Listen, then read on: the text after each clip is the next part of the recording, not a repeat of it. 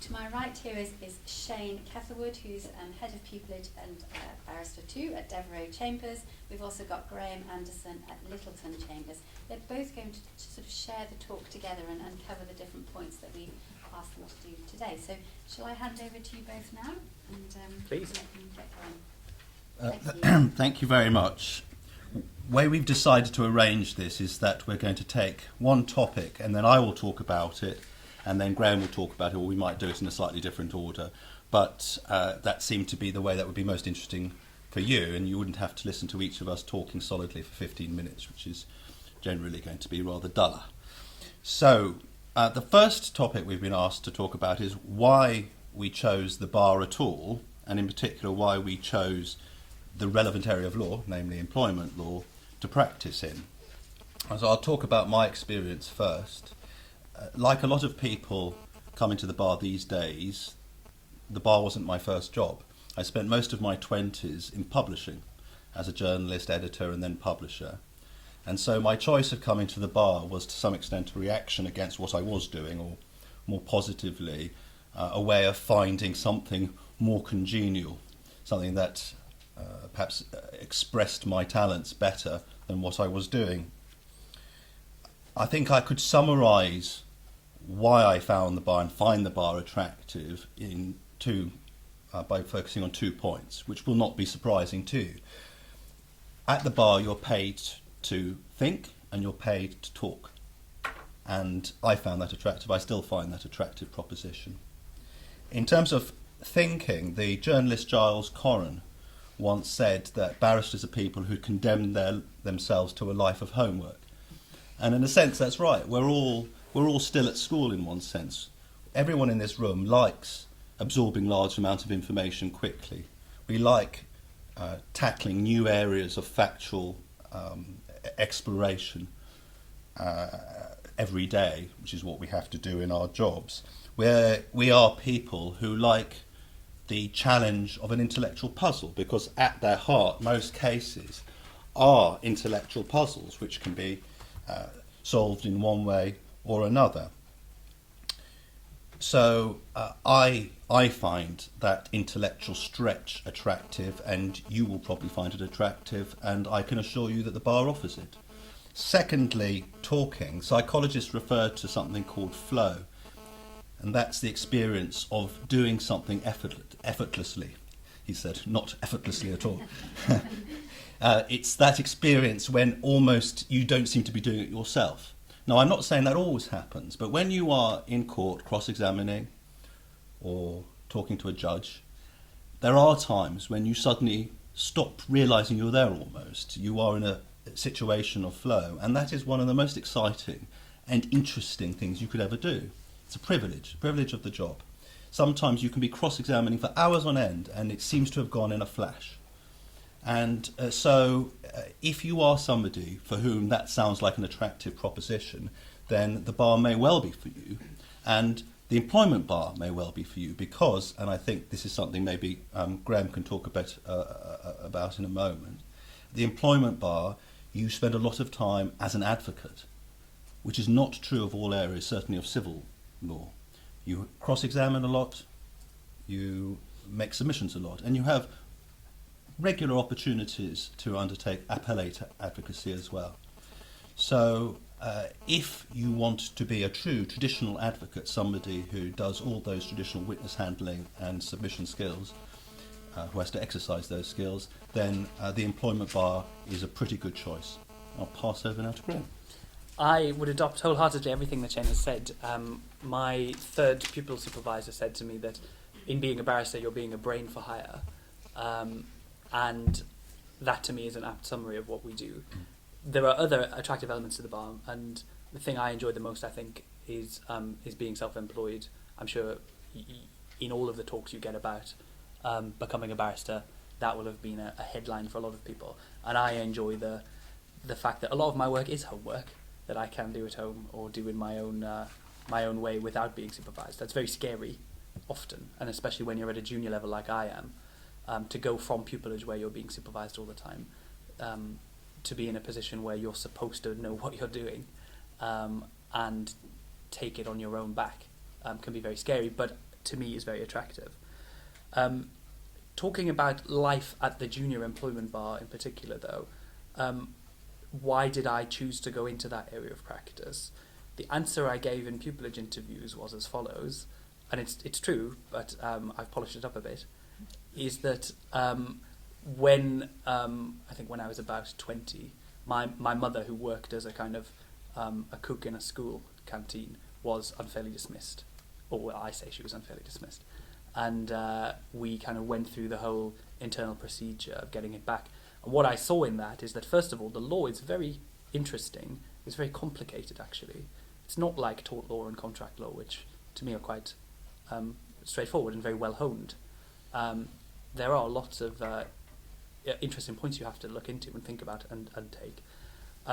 But actually, that people's lives and people's livelihoods are very intimately tied up with their employment, and that employment law engages people's egos, engages people's emotions, and as I say, engages people's livelihoods and feelings of self-worth often. And I found that a very fascinating topic, and that has been borne out in reality. I think litigation is an inherently ridiculous process, actually, that it's not something anybody would choose to do if they could avoid it.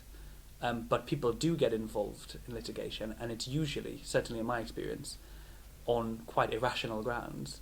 And that is in particular the case with employment law, and you get a lot of people for whom coming to the tribunal is an emotional crusade, or is there's a subtext to employment litigation that is really a story of human interest. So that's another one of the reasons that I chose employment law. It's complicated, it's interesting, there's human interest there, and I think even though the work is a lot leaner than perhaps it used to be, I still think it actually it pays quite well, and you can earn a decent livelihood from it. So that's why I chose it, I think. The next aspect of employment law we're going to talk about is the types of cases that one might be involved in if one were to become an employment practitioner. As Graham's already touched on, employment law is complex. It's an amalgam of a number of different aspects of the law. There is the common law, which for centuries really dominated considerations of master and servant, as it was then called.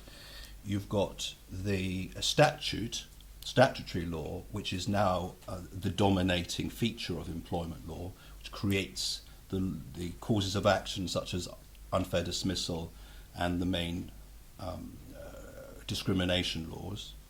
And you've got always, and in many areas, behind all of that, or not all of that, but a lot of that, European law.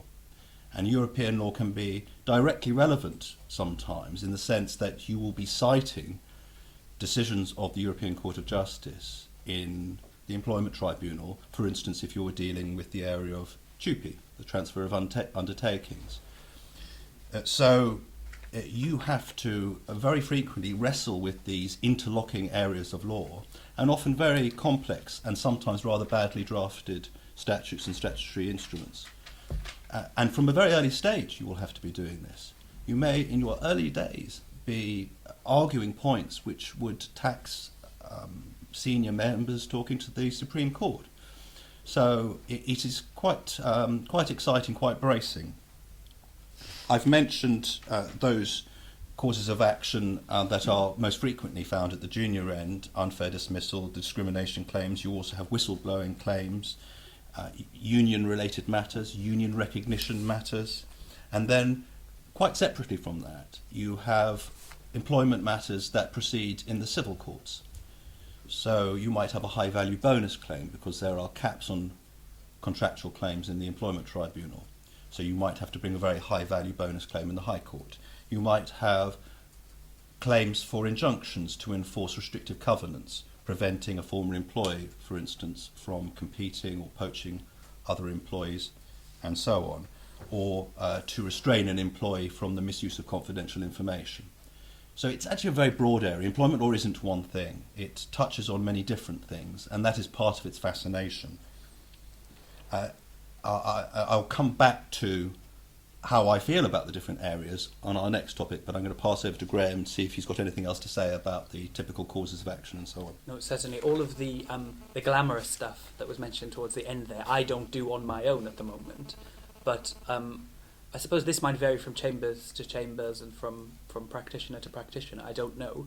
But certainly at Littleton, we do an awful lot as juniors of lead work, where you have a silk or a very senior junior doing the actual advocacy in court, but you work with them to prepare the case.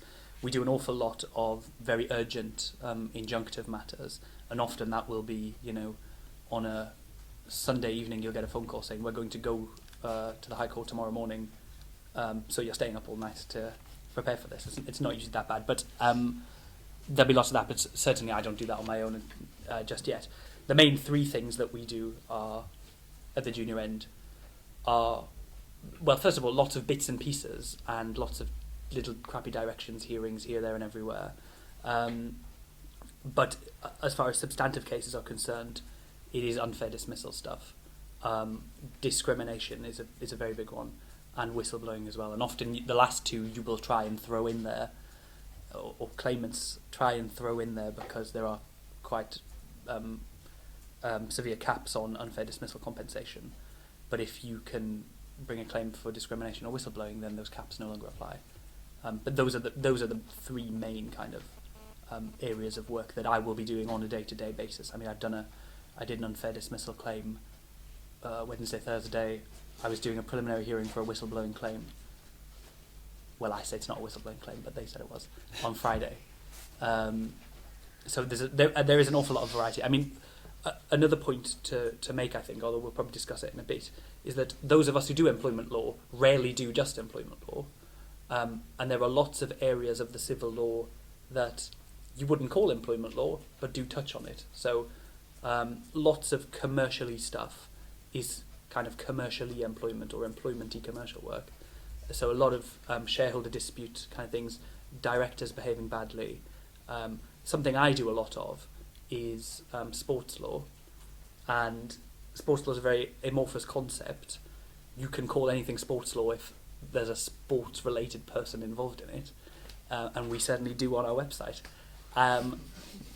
But next week I'm going to the tribunal in a claim for a Premiership footballer suing a former club. We're calling that sports law, but actually obviously it's just employment law. They just happen to be sports people involved. But there's lots of contractual or employment, kind of pure employment, issues related to sports law as well. So I don't think there are going to be many people at practice today who do exclusively employment law. And I certainly, Devereux, you guys do a lot of pensions and tax stuff, which we don't really do. But again... Absolutely. Yes, well, I think what I'll move on to now, which is our next topic, which is what we find appealing about employment law, which is an opportunity to talk about its synergy with other areas of law. I'm going to make a confession, which is that I don't find some of the more traditional aspects of employment law the most interesting areas to practice in. Long discrimination cases involving bitter disputes between personalities who've fallen out terribly in the workplace are not necessarily my favourite thing. They tend to involve large bundles full of emails which people have to interpret and scrutinise and ask questions about in order to spin the facts in such a way as to make out or disprove a case of discrimination. Now, that's not my bag particularly, but it is other people's, and nothing I say is intended to dissuade anyone. I know people for whom all of that is extremely interesting and are very good at it.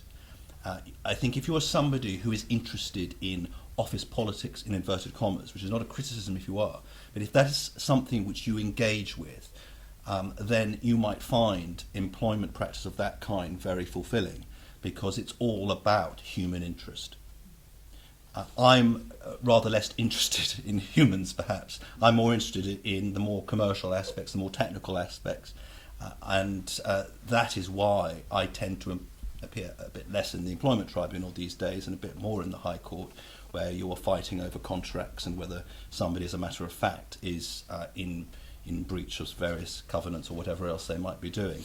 I also practice very separately, really, in commercial law. I do international commercial arbitration, I do oil and gas cases, I do telecommunications cases, and I enjoy the variety of practice, and indeed for many of us it's necessary, because we won't necessarily be able to fill our diaries purely with one area or another, particularly given that the employment tribunals now have a fee structure which has discouraged people from bringing claims. So diversity is attractive. Grahame talked about the way that employment law touches on other areas, and it's absolutely right. In my early years, I did a lot of personal injury. If you do personal injury, you spend a lot of time looking at medical reports, which can be very relevant to discrimination claims in the employment tribunal. You spend a lot of time drafting schedules of loss. If you've drafted lots of detailed schedules of loss in personal injury, then that helps you in the employment tribunal when you're dealing with remedy. And in commercial law, you're dealing with contracts, and contracts do have something to do with employment law, not always, but quite often you'll have to look at a contract of employment. And conversely, employment law can be very helpful in your other areas of practice. We've talked about the importance of advocacy. Many pure commercial practitioners won't cross-examine a witness from one year to the next. Particularly at the junior end, often they'll be led all the way through, spending a lot of time shut up with large numbers of files, working through those, and will not get onto their feet, possibly for some time. If you do employment law, you will get lots of experience. So when you need to cross-examine in some other type of case, a commercial case, for instance, you will already be skilled and experienced. So having employment law as an area of practice both feeds from other areas of practice, but also feeds into those areas of practice. And for me, that's one of its attractions. I would wholeheartedly agree with the last point, in particular about what I really enjoy about being a junior employment law barrister. I have a very good friend who is at a very serious, heavy-hitting commercial chancery set of chambers, and she can count on one hand the number of times she's been to a court. She spends all day, every day, earning an awful lot of money to sit at her desk. I mean, she obviously does a lot more than sitting at her desk, I'm sure, but this week I was in court every single day. That's very unusual, but I was in court every single day on a variety of different matters. I've already explained why I think the substantive law itself is very interesting. I do enjoy the technical aspects, especially the injunctive stuff, which we do a lot of, which can be very exciting. But what I really enjoy is going to court, cross-examining people. I think there is nothing greater in this world than a cross-examination that goes well. Equally, there's nothing worse than one that doesn't go very well. But when you expose somebody who is a liar as a liar, and that is reflected in a judgment, for instance, it's a great feeling. As I say, I mean that to me is the core attraction to employment law, is that you get to go to court. The areas of law themselves are interesting. I think discrimination law it's not just office politics. I know that wasn't what you were saying, but it's a very, very interesting area of the law. It's a cutting edge area of the law, actually. It changes an awful lot. The beauty of that is that you get to go to more senior courts more often. I was in the EAT on Tuesday on a discrimination law point, actually a discrimination law point from before the Equality Act. So actually it's not going to be a reported judgment because it's completely worthless to anybody now. But I've been during pupillage I went to the Court of Appeal more than once. I actually went to the Supreme Court because my supervisor was dealing with a very, very interesting kind of human rights in employment case that went all the way up there. So I think it's, as I say, I think those areas of law are extremely, extremely interesting, and you get to argue about them in court, which I think is great. I think that's a very valid point. The availability of appellate work in employment, in the employment sphere, it can't be underestimated. It's very easy to take a case to the Employment Appeal Tribunal, which is the tribunal from which to which the appeal lies from an employment tribunal, and so it would be quite common in your early years for you to appear there several times, and that would be in sharp contrast to many other areas of civil practice for junior practitioners.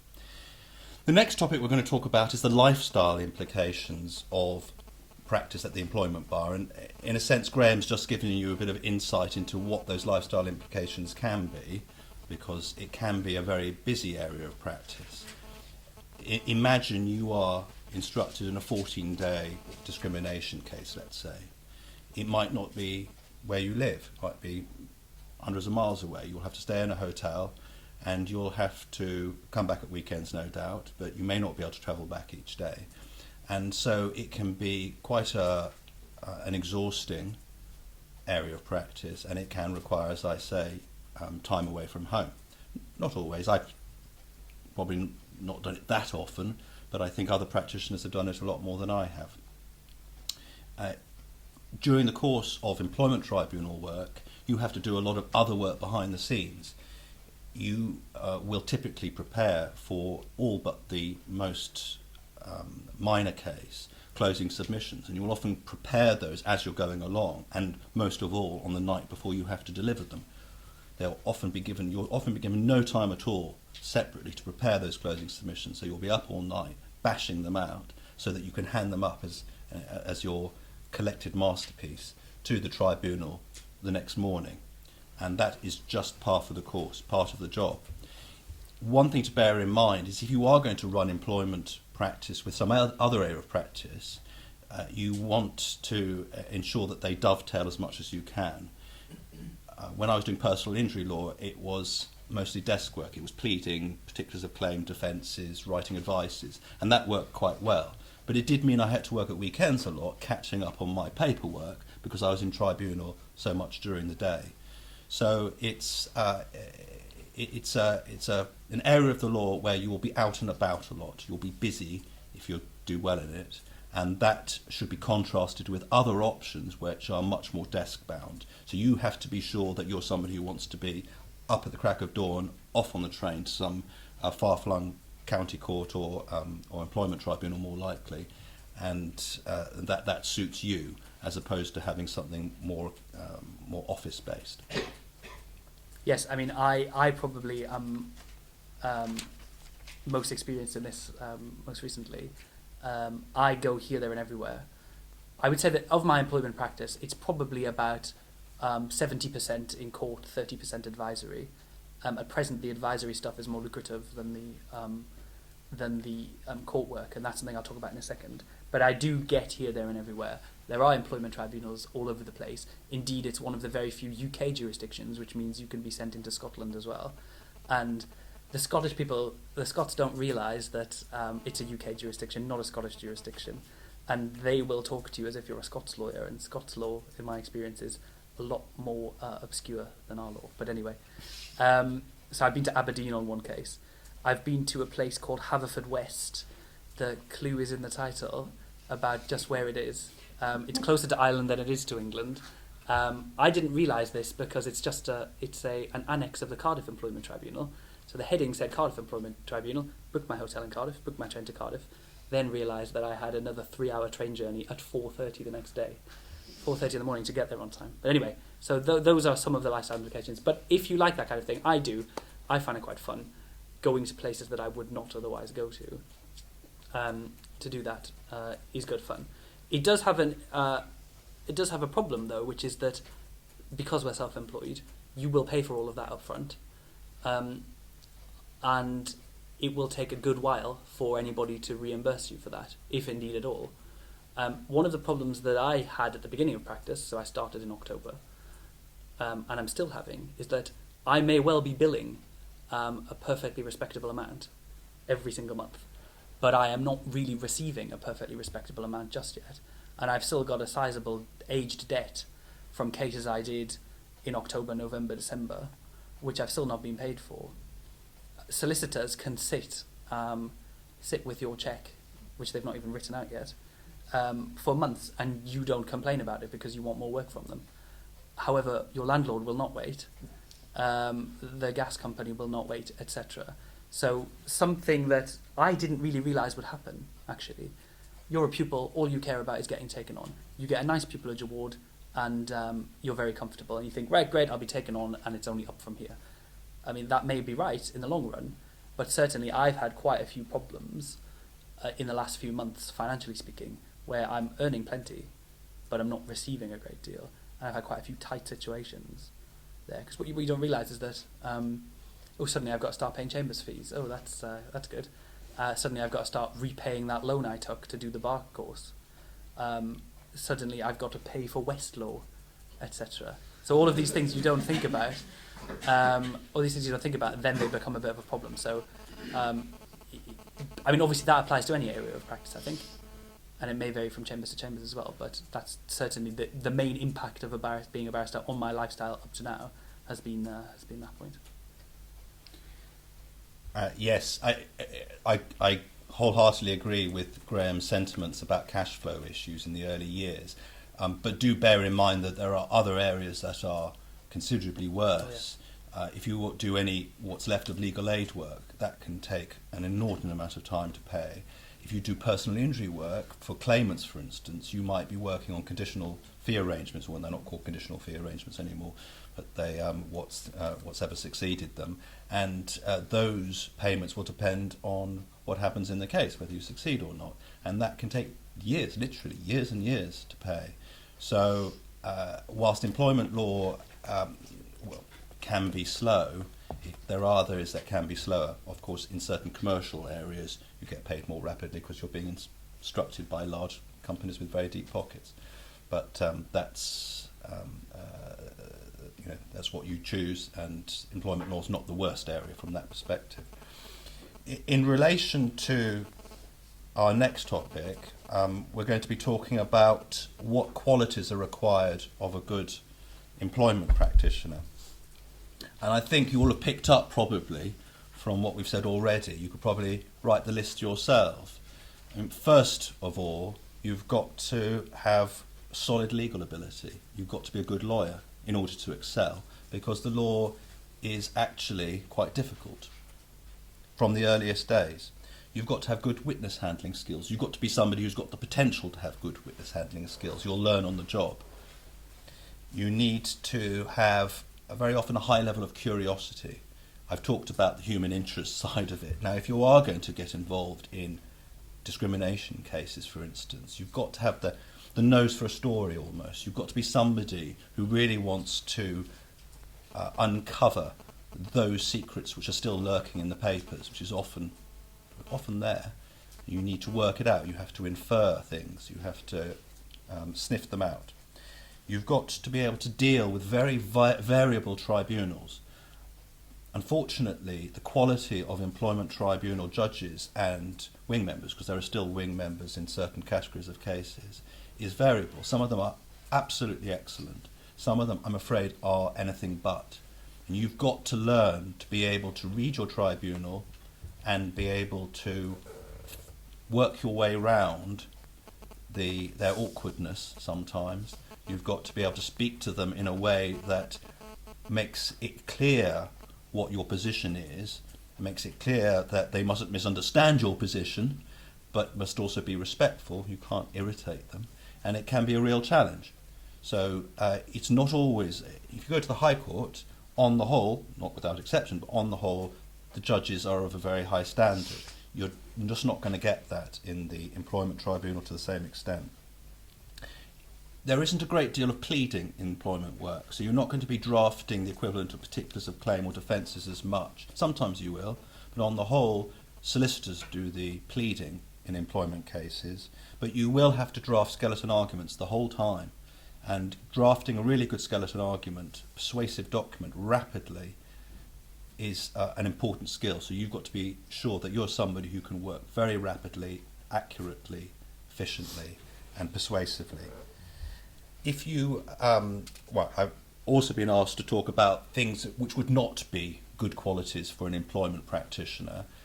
I think if you're somebody who is mostly interested in the very technical aspects of law, somebody for whom chancery work is of particular appeal, then, for instance, then employment law may not be for you. But the very fact you're here suggests to me that you're probably not in that category. And arrogance, pomposity, qualities which have traditionally been associated with barristers, I'm afraid, Those have no place in employment work. If they have a place anywhere else, I don't know if they have any more, but certainly not in employment work. You've got to be very good with clients. You've got to be good with the lay client, you've got to be good with the solicitor, you've got to be good with the tribunals of, as I say, variable quality, and you cannot come across as high-handed, above your station and anything of that kind. You can get away with that still in some other jurisdictions. Sometimes in more technical areas of law, if you're sufficiently brilliant, people will put up with that. But it just won't work in the employment tribunal or employment practice in the same way. So you've got to be somebody who's quite down to earth, practical, approachable, easy to get on with. Those are qualities which really are very much valued by solicitors and their clients. I think it's about being adaptable in employment work. The judges are of variable quality and variable temperament. Yesterday I was in tribunal where the judge, a very, very large man, was more anti-claimant than I was, or rather was more against this particular claimant than I was, and was going to strike it all out, and he couldn't do that, and I had to fight the claimant's corner for a little while to explain why he needed to calm down a bit, and then give me what I wanted. But not only are the judges of variable quality, I'm afraid to say solicitors can be of variable quality as well. And if you're instructed by a good employment law firm, that's great, and they will have many of the same qualities of empathy and kind of industry that you have yourself.